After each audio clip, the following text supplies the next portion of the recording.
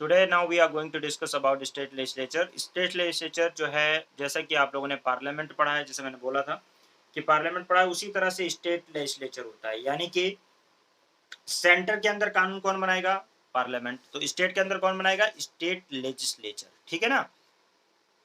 उसमें state legislature, जैसे centre के अंदर दो हाउसेज हैं, लोकसभा एंड राज्यसभा, इसी तरीके से स्टेट लेजिस्लेचर के अंदर भी दो हाउसेज हैं, एक है विधानसभा और एक दूसरा है विधान परिषद, या लेजिस्लेटिव असेंबली बोलते हैं विधानसभा को और लेजिस्लेटिव काउंसिल बोलते हैं विधान परिषद को।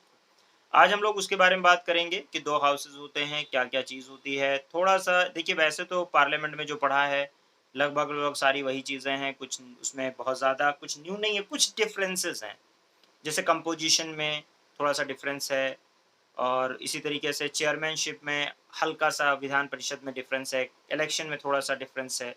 तो वही जो थोड़ा सा डिफरेंस है उसके बारे में हम लोग बात करेंगे यहाँ पे। बाकी क्वारम वगैरह वाली जो चीज़ें हैं, बजट का पास होना है या कोई बिल का पास होना है, लगभग लगभग प्रोसीजर वही है सब में। तो कुछ ज़्यादा डिफरेंसेस नहीं नज़र आएंगे आपको। ज़्यादा अगर आपने पार्लियामेंट को ठीक से पढ़ लिया है तो ये आपके लिए मुश्किल नहीं है। आज हम लोग स्टेट लेजिस्लेचर की बात करेंगे, और आई होप कि आपको समझ में भी आएगा, कोई इतना मुश्किल काम नहीं है। तो मैंने आपको बताया क्या था, याद करो। मैंने आपको बोला था कि पार्ट 6 का कौन सा चैप्टर, कौन सा चैप्टर बताया था? Chapter third. ठीक है, चैप्टर थर्ड बताया था। बोलो भाई, चैप्टर थर्ड कौन सा आर्टिकल बताया था? कहाँ से कहाँ तक आर्टिकल था? बोलो।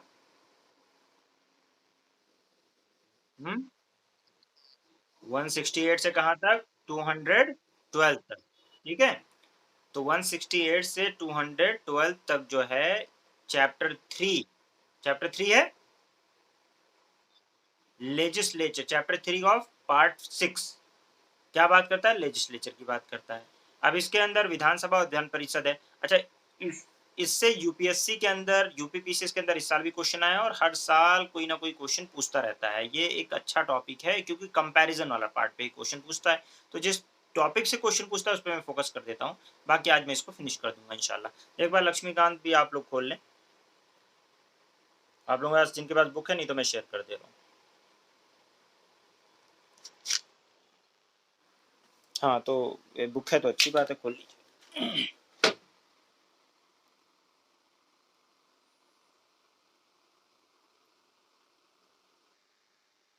ठीक है, देखें, स्टेट लेजिस्लेचर के बारे में हम लोग बात करने जा रहे हैं। ये बहुत इंपॉर्टेंट टॉपिक है। जो जो बातें मैं बता रहा हूँ उसको प्लीज़, यही तो है ना, लेट से आने का क्या मतलब रहता है यार।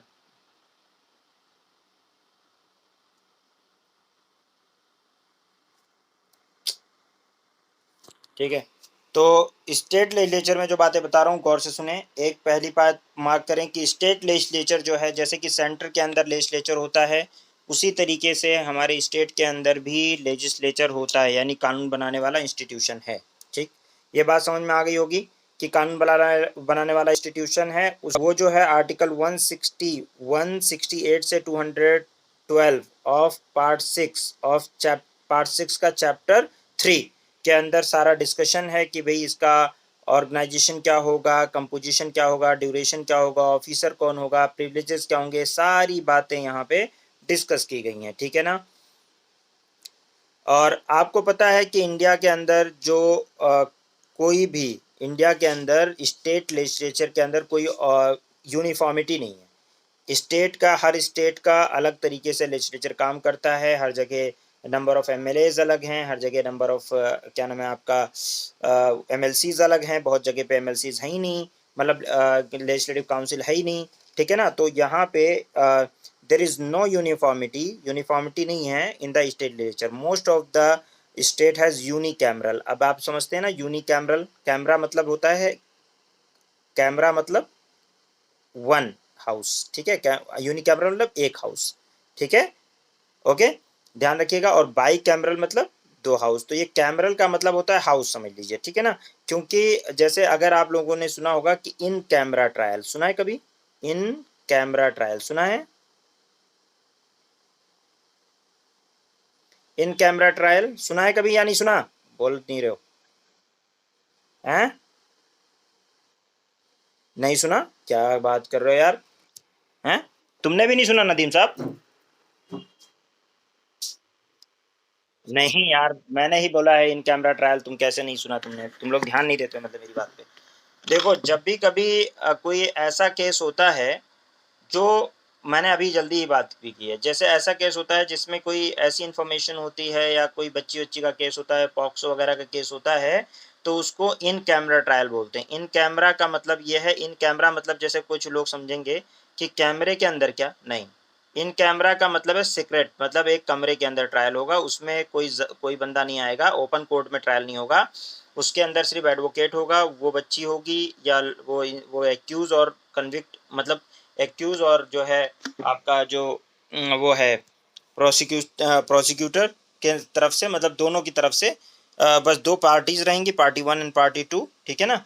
और उसके अलावा इन कैमरा ट्रायल में क्या होगा कि जो कोर्ट, ओपन कोर्ट में नहीं होगा, मतलब कमरे के अंदर ट्रायल होगा एक तरह से, यानी कि सेक्रेट उसमें क्या नाम है, बंद कमरे में ट्रायल होगा, ठीक है ना। तो इस तरह का जो ट्रायल होता है उसको बोलते हैं इन कैमरा ट्रायल। ये होता है अक्सर ऐसे केसेस में जब किसी, मतलब छोटे बच्चे बच्चे का केस होता है खासकर, या कुछ ऐसा होता है, सेंसिटिव केस होता है, इशू होता है, तो उसको इन कैमरा ट्रायल करवाया जाता है कोर्ट में, ठीक है ना।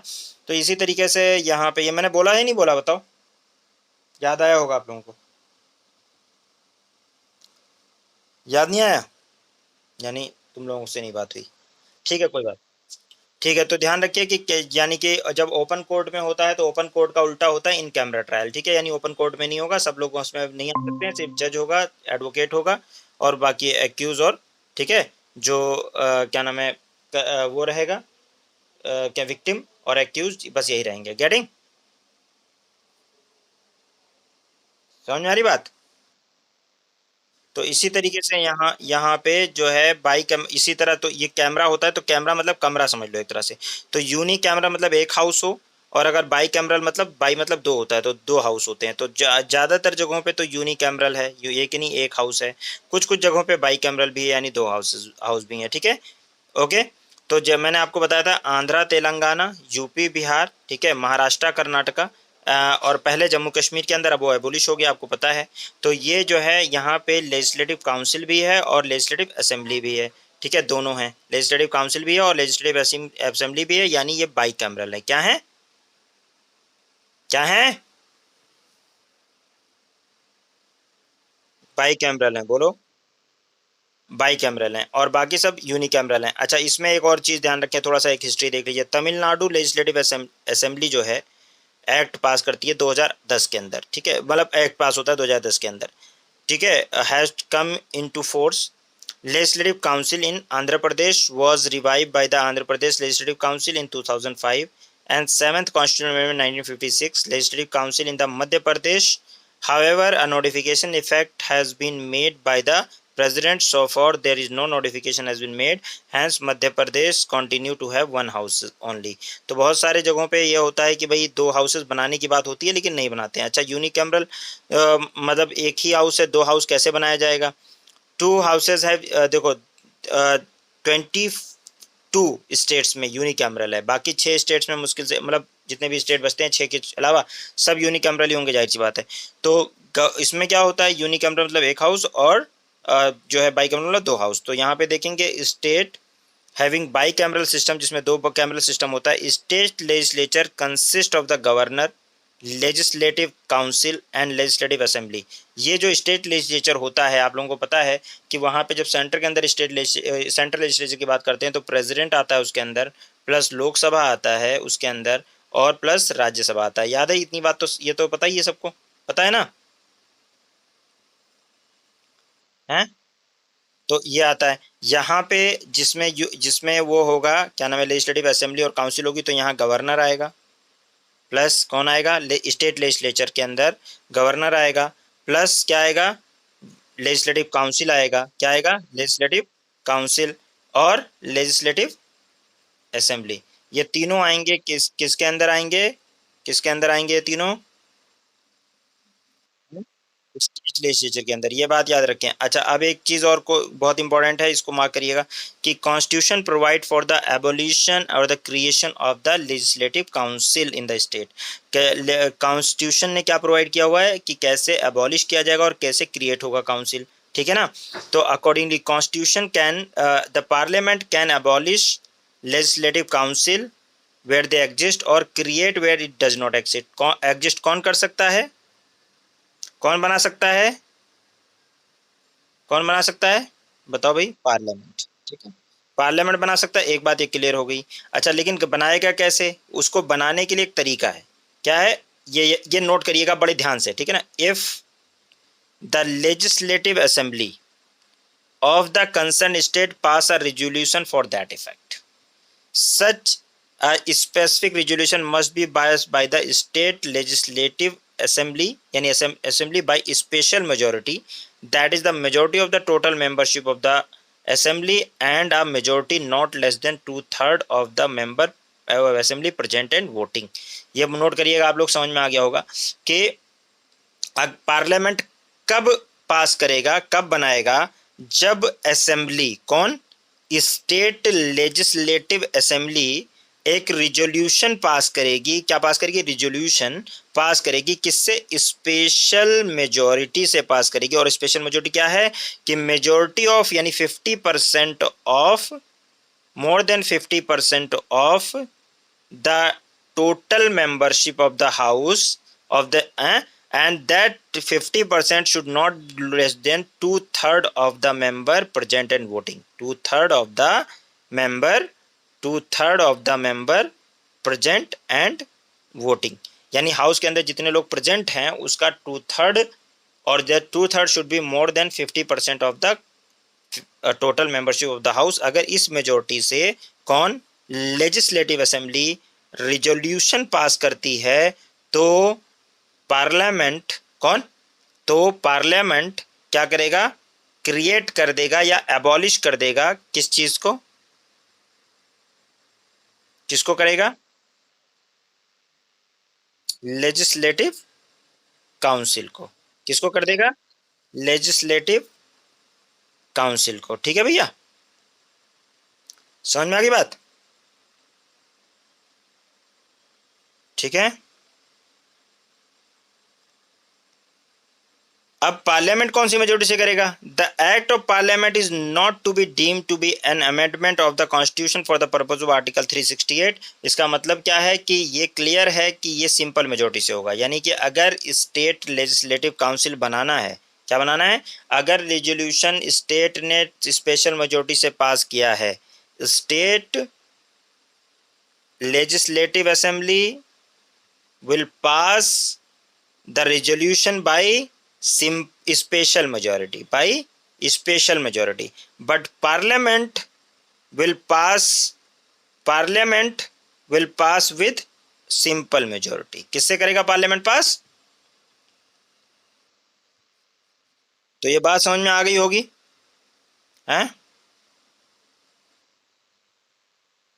और लोग बताओ, आप लोगों को समझ, आपको समझ में आ गया नदीम साहब। अब देखो, अगर नदीम को समझ में आ गया है ना, तो इसका मतलब ये है कि बाकी लोगों का, मतलब नदीम के समझ में आने का मतलब ये होता है कि बाकी लोगों को पता नहीं समझ में आया कि नहीं आया। लेकिन कुछ लोग ऐसे होते हैं, अगर उनको समझ में आ गया तो समझ लो सबको समझ में आ गया, ठीक है भैया। नहीं, I am not talking about you, I am talking बहुत सारे लोग हैं। चलो बताओ, किस किस के समझ में नहीं आया, किस किस के, जिसके समझ में नहीं आया बताओ, जो बताओ, कोई दिक्कत नहीं है, बताओ, मैं दोबारा समझा दूंगा।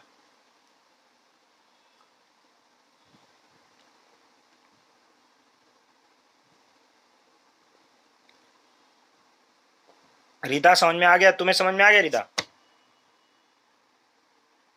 है, थोड़ा है, चलो थोड़ा है, पूरा आ जाएगा, पूरा आ जाएगा, टेंशन मत। देखो ऐसा है ना, ऐसे समझो कि अगर जैसे स्टेट के अंदर आपको पता है विधानसभा और विधान परिषद होता है ना, सिंपल वर्ड में समझ लो, बात समझ में आ जाएगी। विधानसभा और विधान परिषद होना चाहिए, लेकिन विधानसभा तो कंपलसरी है अगर स्टेट है तो, लेकिन विधान परिषद कंपलसरी नहीं है, ठीक है, काउंसिल कंपलसरी नहीं है, ठीक है ना।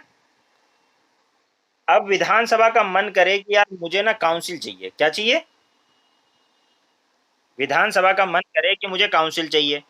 तो विधानसभा का मन करेगा तो क्या होता है, अगर कोई भी अगर विधानसभा का मन करेगा तो कानून बनाएगी वो, मतलब वो कुछ कुछ भी डिसीजन लेगी तो मोशन वोशन चलता है ना वहाँ तो विधानसभा जो है वो सिंपल मेजॉरिटी से, वो स्पेशल मेजॉरिटी से एक रिज़ॉल्यूशन पास कर दे कि भैया ऐसा है कि मुझे, और रिज़ॉल्यूशन आप सबको पता है कि कोई भी मोशन अगर पुट टू वोट होगा तो रिज़ॉल्यूशन होगा। तो वहाँ पे एक रिज़ॉल्यूशन पास करती है और वो भी 2/3 मेजॉरिटी से कि देखो भैया हमें तो काउंसिल चाहिए। ठीक है ना? हमें क्या चाहिए? काउंसिल चाहिए। ठीक है? अब ये असेंबली ने पास कर दिया तो उसके पास ये पावर नहीं है कि वो बना ले, वो सिर्फ़ रिज़ॉल्यूशन पास कर सकता है। पावर है बनाने का, मतलब स्टेट के अंदर जैसे मान लो कि एमपी का मन कर रहा है, एमपी हरियाणा के अंदर लेजिस्लेटिव असेंबली नहीं है, काउंसिल नहीं है, और लेजिस्लेटिव काउंसिल जो है एमपी में भी नहीं है इस वक़्त। तो एमपी का मन करे, मतलब मध्य प्रदेश का मन करे कि भैया मुझे तो असेंबली काउंसिल चाहिए। अब वहाँ की विधानसभा 2/3 मेजॉरिटी से जो है एक बिल रिज़ॉल्यूशन पास कर दे कि भैया हमें चाहिए। तो ये 2/3 मेजॉरिटी से जब पास करेगी तो पार्लियामेंट इसको सिंपल मेजॉरिटी से अगर पास कर देती है कि देखो ऐसा है कि रिज़ॉल्यूशन पास हो गया है वहाँ पे, तो लाएँ हम जो है सिंपल मेजॉरिटी से पास करते हैं, और अगर पार्लियामेंट सिंपल मेजॉरिटी से इसको पास कर देती है तो वहाँ पे यानी एमपी के अंदर एक लेजिस्लेटिव काउंसिल बना दिया जाएगा। गेटिंग? जो कि है नहीं अभी। समझ में आई बात? हाँ, यानी स्पेशल मेजॉरिटी जो 2/3 है वो स्टेट की चाहिए और सिंपल मेजॉरिटी चाहिए सेंटर की। अब देखो इन नाइन आंध्रा में इसमें जो है हटाया जा सकता है, बनाया जा सकता है, ये सब चलता रहता है। ठीक है? ये कैसे होता है, जैसे कि Andhra got legislative council created 1957। 1957 में आंध्रा ने अपना लेजिस्लेटिव काउंसिल बनवाया। ठीक है? सेम को एबॉलिश करवा दिया 1985 में, उसने एबॉलिश करवा दिया, बोला कि नहीं हमें नहीं चाहिए। ठीक है? फिर लेजिस्लेटिव काउंसिल जो है आंध्र प्रदेश का, फिर आंध्र प्रदेश को मजा आया, उसने कहा मुझे फिर चाहिए। ठीक है? उसने फिर क्या नाम है करा, अगेन रिवाइव करवाया 2007 में, इनेक्टमेंट करके क्या कर आंध्रा लेजिस्लेटिव काउंसिल एक्ट 2005, 2007 में फिर बनवा लिया। ठीक है? रिवाइव करवा लिया। लेजिस्लेटिव काउंसिल तमिलनाडु ने अपना बनवाया, वो एबॉलिश करवा दिया 1986 में। ठीक है? पंजाब और वेस्ट बंगाल ने 1969 में एबॉलिश करवा दिया। तो ये लोग एबॉलिश करवा देते हैं जब उनको लगता है ना यार ये हमारे काम में ना बाधा पैदा कर रहे हैं, तो लेजिस्लेटिव काउंसिल वाले ना उसको, असेंबली वाले जो है ना उसको साइड करवा देते हैं। 2010 के अंदर लेजिस्लेटिव असेंबली ऑफ तमिलनाडु ने एक रिजोल्यूशन पास किया कि हमारा लेजिस्लेटिव काउंसिल को दोबारा से रिवाइव करो। ठीक है? उसके बाद में पार्लियामेंट ने जो है 2010 के अंदर एनेक्टमेंट पास किया। उसके अंदर जो है उन्होंने क्रिएट करवा दिया क्या नाम है लेजिस्लेटिव काउंसिल। लेकिन फिर उन्होंने क्या करा कि क्या नाम है दूसरा रिजोल्यूशन पास कर लिया, बोला ना हमें नहीं मज़ा आ रहा। 2011 में, 2008 में बनवाया और फिर 2011 में बोला कि नहीं हमें मज़ा नहीं आ रहा, हटाओ, तो अबॉलिश करवा दिया। गेटिंग? ऐसे खेल चलता रहता है। समझ में आई बात? तो आसान है, समझ में आ गया बात? एक तो ये पॉइंट था जो मतलब उससे डिफरेंट था थोड़ा, क्या कहाँ कहाँ से डिफरेंट था, सेंटर से डिफरेंट था। ऐसी कुछ चीज़ें सेंटर से डिफरेंट है, वही मैं बता रहा हूँ आज। उसके बाद में कंपोजिशन देख लेते हैं, composition of the two houses. अब देखो टोटल स्ट्रेंथ जो है ना वो होनी चाहिए 500, 500 कितनी असेंबली की, जो असेंबली है ना यानी विधानसभा। असेंबली का मतलब क्या है? विधान, विधान, सही लिखा है विधान सभा, सभा, ये लो विधानसभा के की बात कर रहे हैं अभी हम लोग। तो विधानसभा के अंदर भाई साहब 500 मैक्सिमम हो नहीं सकते हैं और मिनिमम 60 हो सकते हैं। ये बाई कॉन्स्टिट्यूशन है। क्या है? मैक्सिमम कितना हो सकते हैं मेंबर?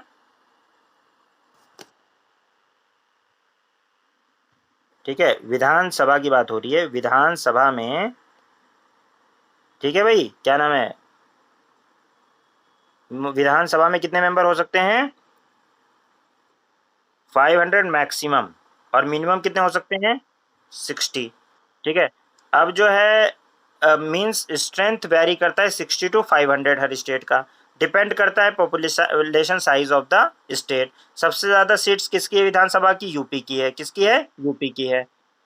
चार 403 है 404 हो गई थी वैसे, लेकिन 403 है अब क्योंकि नॉमिनेटेड हटा दिया गया, तो 403 सीट है भाई। यूपी की कितनी सीट है? अच्छा, अब इसके बाद में जो है ईजान ने बताया तो था उस दिन। ठीक है ना? तो 60 अब ये डिपेंड करता है पॉपुलेशन के ऊपर। तो ये देखें यूपी की जो सीट्स हैं वो 400 यानी 403 से ज़्यादा सीट किसी की नहीं है, लेकिन मैक्सिमम 500 हो सकती हैं और 60 सबसे कम। लेकिन अरुणाचल प्रदेश जो है यहाँ पे पॉपुलेशन कम है, सिक्किम और गोवा में इनकी स्ट्रेंथ जो है 30 है। कितनी है? 30 है। और मिजोरम और नागालैंड इनकी 40 और 46 है, यानी ये एक्सेप्शन है। तो क्वेश्चन आ सकता है ये कि कौन कौन एक्सेप्शन है, ये आया भी हुआ है, ठीक है ना। ये एक्सेप्शन कौन कौन है इस रूल के, 60 और 500 के? अरुणाचल प्रदेश, गोवा एंड सिक्किम, ये तीनों का सीट कितना है विधानसभा में? विधानसभा की बात हो रही है, we are talking about legislative assembly. किसकी बात कर रहे हैं हम लोग भैया? लेजिस्लेटिव असेंबली की बात कर रहे हैं, इसलिए कंफ्यूज नहीं होइएगा। इसमें जो है लेजिस्लेटिव असेंबली के अंदर अरुणाचल प्रदेश, सिक्किम और गोवा 30 सीट के साथ एक्सेप्शन में की कैटेगरी में है, और मिजोरम और नागालैंड रिस्पेक्टिवली 40 और 46 सीट के साथ, यानी मिजोरम का 40 और नागालैंड का 46 सीट मैक्स मिनिमम है, और ये एक्सेप्शन है। क्या बात समझ में आ गई? हाँ, अब आप लोगों को ये भी पता होगा, governor can nominate one person from the Anglo Indian community if the community did not represent वो एडुकेट रिप्रेजेंटेशन, ये वो, ठीक है। नाउ 95, अब यहाँ पे क्या किया गया, now under the 95 constitution 2000 it is last until 2020 तक। फिर मैं आपको पता है अमेंडमेंट हुआ, मैंने पढ़ाया भी दिया है ना कि इसका अमेंडमेंट होकर और इसको खत्म कर दिया गया, अब नहीं है, याद है ना? ये तो पढ़ा दिया था मैंने, सेंटर वाले में पढ़ा दिया था कि भैया ये नॉमिनेटर वाला कहानी खत्म कर दी इन्होंने, अब एंग्लो इंडियन इंडियन को कोई नॉमिनेट करेगा, पहले एक सीट नॉमिनेट करते थे, ठीक है ना। ओके, अब नहीं है, वो खत्म, क्लियर। उसके बाद में टेरिटोरियल कॉन्स्टिट्यूंसी की बात करते हैं। टेरिटोरियल कॉन्स्टिट्यूंसी जो होती है वो मतलब वहाँ पे एक कॉन्स्टिट्यूंसी बनाई जाती है, डिलिमिटेशन कमीशन जो है कॉन्स्टिट्यूंसी बनाता है, और उसके हिसाब से जो है उसमें जितने भी मेंबर होते हैं वो लोग वोट करते हैं, और डिलिमिटेशन कमीशन सेंसस के बेसिस पे बनाता है। तो ये भी बात समझ में आ गई होगी। और उसको रीएडजस्टमेंट कैसे करते हैं वो सब बात वही है। डिलिमिटेशन कमीशन इसमें मेन होता है। देखो, डिलिमिटेशन कमीशन जो है ना, ये मेन होता है, ये कॉन्स्टिट्यूंसी डिसाइड करता है कि कितनी सीट रहेगी और कहाँ पे कॉन्स्टिट्यूंसी रहेगी। और ये जो डिलिमिटेशन कमीशन है ना, ये इंपॉर्टेंट है, इसके इसके जो फैसले को चैलेंज भी नहीं किया जा सकता है कोर्ट में। समझ में आई बात? ये काम क्या करता है, रीएडजस्टमेंट ऑफ द बाउंड्रीज वगैरह वो सब बनाना, सब इसका काम है। रिजर्वेशन ऑफ द सीट, उनकी पॉपुलेशन के आधार पर जो है सीट रिजर्व की जाती है, क्या नाम है, विधानसभा के अंदर एससी और एसटी की। ये भी बात आपको समझ में आ गई होगी। उसके बाद में फिर आपका कंपोजिशन है काउंसिल की। अभी मैंने किसके कंपोजिशन की बात की थी, जो आपको याद रखना चाहिए, वो कंपोजिशन ही याद रखना है, बाकी सब कहानी है। और इस बार यूपीपीएससी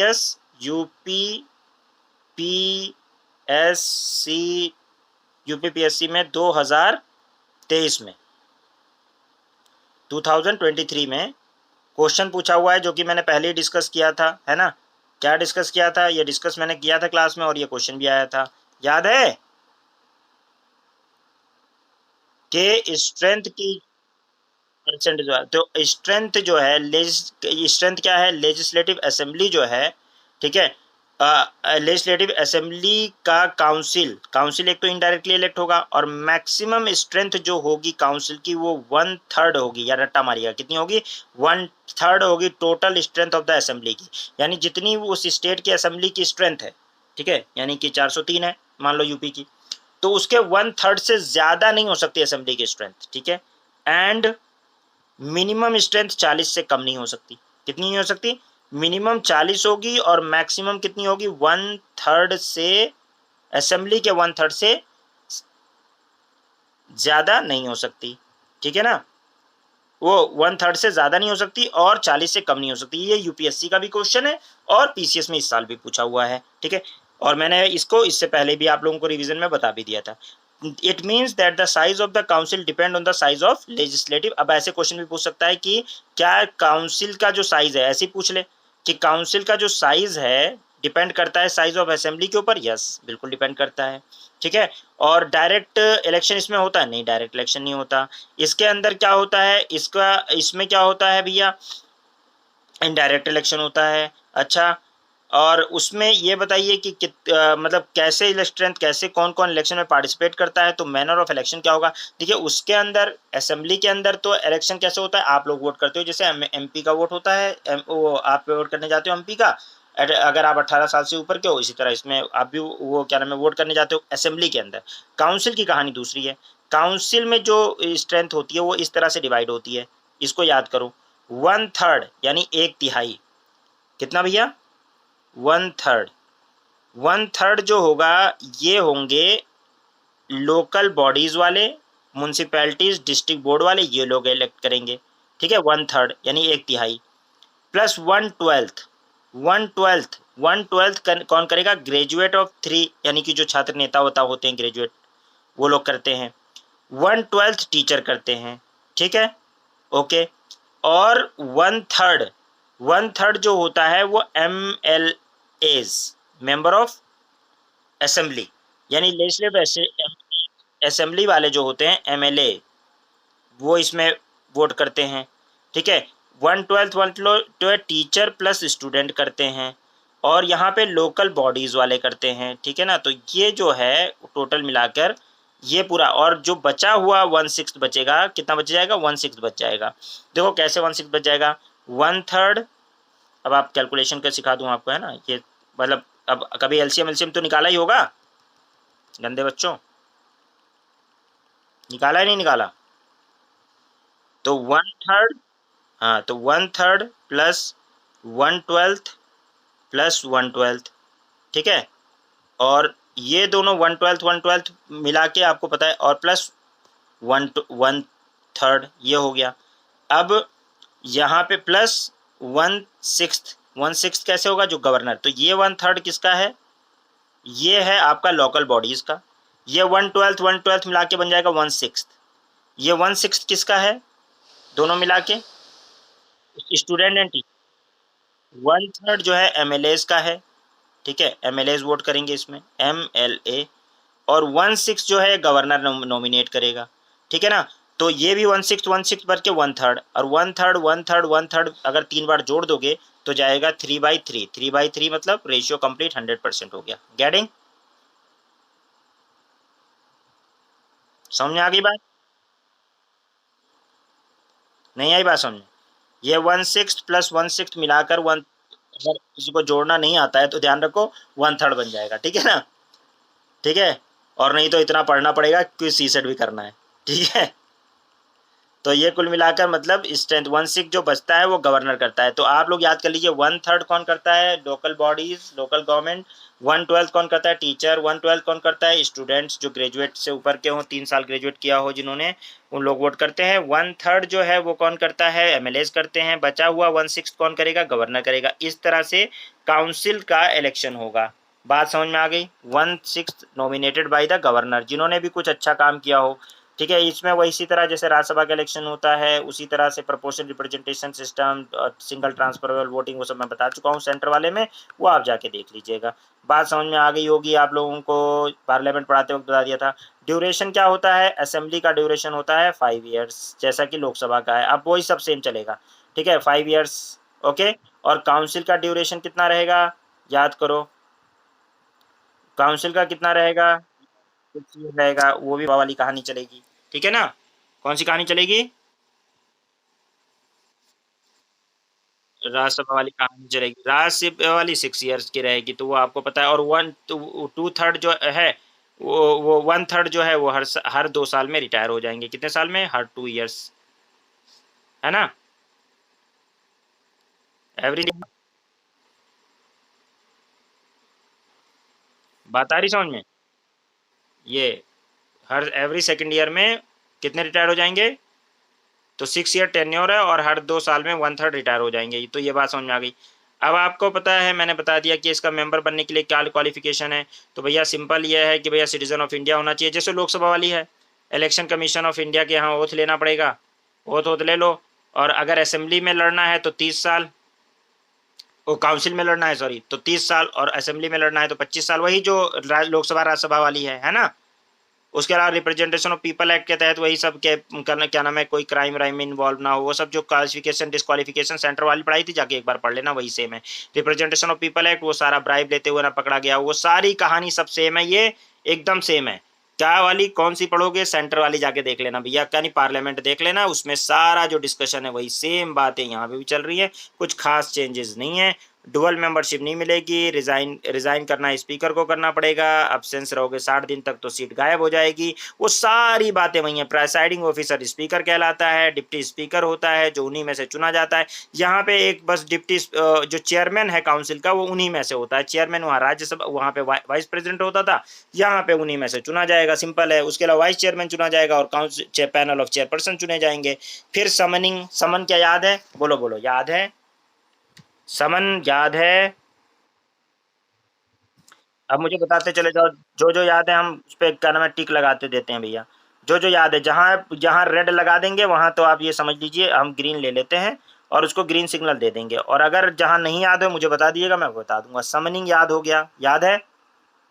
एडजमेंट याद है? समन करना, बुलाना, एडजमेंट मतलब एडजेंट कर देना। एडजमेंट साइन डाई भी याद है, याद होगा पक्का है, याद है? चलो, प्रोरोगेशन याद हो गया। प्रोरोगेशन कहाँ पड़ा? सेंटर के अंदर पड़ा, याद हो गया। डिसोल्यूशन याद है कि भैया सिंपल डिसॉल्व कर दिया हाउस को, वो भी बता दिया था। ठीक है, डिसोल्यूशन वगैरह सब। क्वारम भी याद होगा, 100% याद है, गारंटीड। ठीक है, कि मिनिमम स्ट्रेंथ वाला है। स्ट्रेंथ जो हाउस को चलाने के लिए ज़रूरत होती है। वोटिंग हाउस में मैंने आप लोगों को बता दिया है। लैंग्वेज हाउस स्टेट की क्या होगी?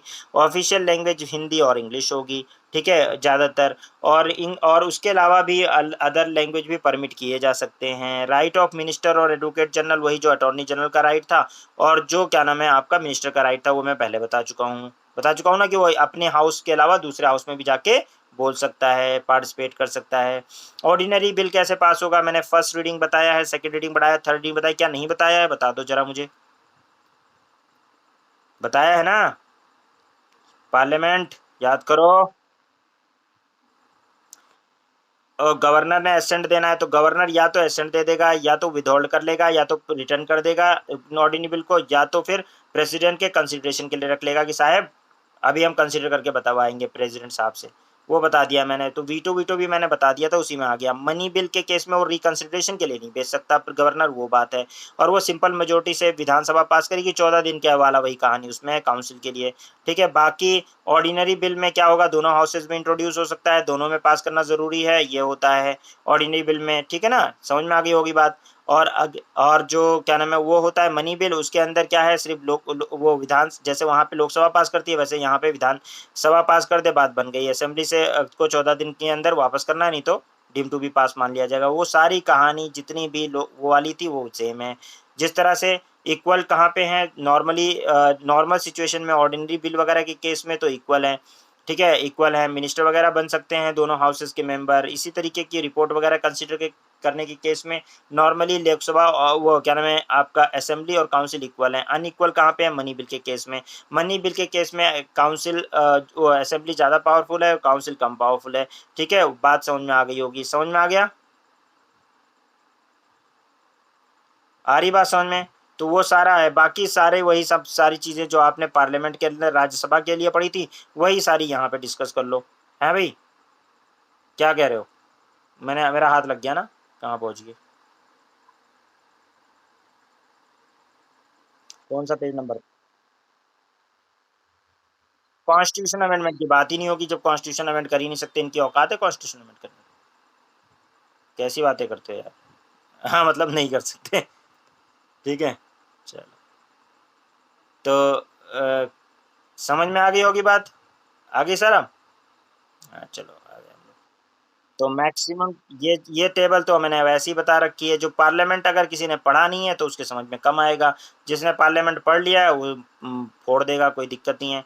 कलेक्टिव प्रिविलेज का मतलब क्या है भैया? सब लोगों को प्रिविलेज मिलता है, राइट्स मिलते हैं, कोई पब्लिकेशन रिपोर्ट वगैरह पब्लिश करना जो भी चल रहा है। जैसे वो याद करो जो कि पार्लियामेंट में पढ़ा था आप लोगों ने, कलेक्टिव प्रिविलेज और इंडिविजुअल प्रिविलेज के बारे में बात पढ़ा था। वही सारी बातें यहाँ पे भी है। 40 दिन में अरेस्ट नहीं कर सकते वो, या वही सारी बातें रिपीट कर रही हैं। ठीक है भैया, समझ में आ गई बात? आ गई? अब इस यहाँ सीट देख लो, किस किस स्टेट की कितनी सीट है। अब पौंडीचेरी की इस बार पूछ ली ना उसने। पौंडीचेरी को किससे कंपेयर कर दिया था? आज इस बार यूपीएससी के क्वेश्चन में पूछा हुआ है ना, पौंडीचेरी को किससे कंपेयर किया हुआ है? देखो, पंजाब पौंडीचेरी को किससे कंपेयर किया बताओ? पौंडीचेरी को कंपेयर किया, किसको किया था? केरला को पौंडीचेरी से किया था क्या, या किसी को किया था ना? इस बार क्वेश्चन आया तो है। 30 सीट इसमें है, असेंबली की 30 इसमें है, और उसके अलावा सबसे 30 सीट है। दिल्ली की कितनी सीट है असेंबली की?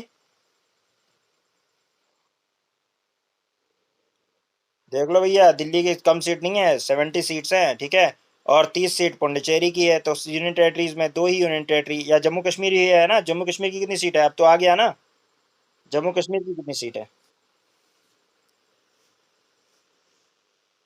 हैं? जम्मू कश्मीर का देख लिया कितना? 83 है। ठीक है, तो भैया देख लें ऐसा। और इसमें असेंबली के लिए कितनी सीट है? दिल्ली सबसे ज्यादा उत्तर प्रदेश की है, देखो 403 सीट तो हो गई इनकी। किनकी? असेंबली वालों की। और 100 सीट हो गई किसकी? काउंसिल वालों की। ये बता दिया इसमें। और सब जगह तो है नहीं भाई ऐसा है। बाकी सीट विट रिजर्वेशन याद करने की जरूरत नहीं है, बस थोड़ा बहुत सीट सब याद कर लो, हो गया काम। ज्यादा टेंशन वेंशन लेने की जरूरत है नहीं भैया, ये हो गया आपका। अच्छा, इसमें जो है आपको मैंने बता दिया था, कुछ आर्टिकल वार्टिकल बता दिए थे, बताए थे नहीं बताए थे? तो 170 जो है आपका कंपोजिशन है। क्या हुआ, क्या कह रही हो? हाँ, तो 170 171 ये दोनों इंपॉर्टेंट है। क्यों? कंपोजिशन ऑफ ये वाला बहुत इंपॉर्टेंट है। Composition of legislative council and ये ज़्यादा इंपॉर्टेंट है। और असेंबली भी ठीक ठाक है, इंपॉर्टेंट है। उसके बाद में बाकी तो राइट ऑफ गवर्नर टू मैसेदा, ये सब तो special address of the governor, ये सब कहानी है, सब ज़रूरी नहीं है ज़्यादा। ठीक है। और authorization, vacancy of the seat, ये सब हम लोग डिस्कस कर, ये सब के कॉन्सेप्ट जानना ज़रूरी है। इसमें आर्टिकल्स को ये रट्टा मारने की ज़रूरत नहीं है। मनी बिल की डेफिनेशन यहाँ पे ये ध्यान रखो, ये 199 में है।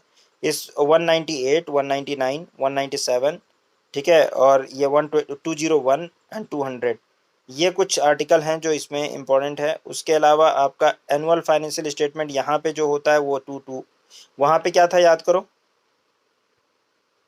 कौन सा आर्टिकल था? 112। और यहाँ पे क्या है, ये याद रखेंगे आप लोग, ठीक है।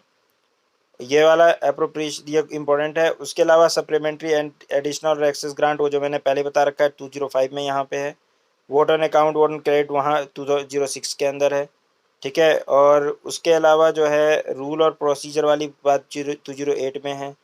और 212 मैंने बताया था याद करने के लिए। 212 जो है कोर्ट के बारे में, कि मतलब 212 प्रोसीडिंग ऑफ द लेजिस्लेचर के बारे में। और 213 power of the governor to promulgate ordinance. तो टू था, ये क्या नाम है, लेजिस्लेचर का प्रोसीजर को कोर्ट में इंक्वायर नहीं कर सकते, ये भी ये 212 में है। उसको याद रखिएगा, यहाँ पे खत्म होता है। फिर legislative power of the governor में 213 के अंदर है। तो ये पूरा आपका स्टेट लेजिस्लेचर की कहानी है, जो मैंने सुनानी है और मैंने आपको सुना दिया है। ठीक है साहब, समझ में आ गई बात या नहीं आई? आराम से समझ। दो चीज पूछो, एक से क्या काम चलेगा?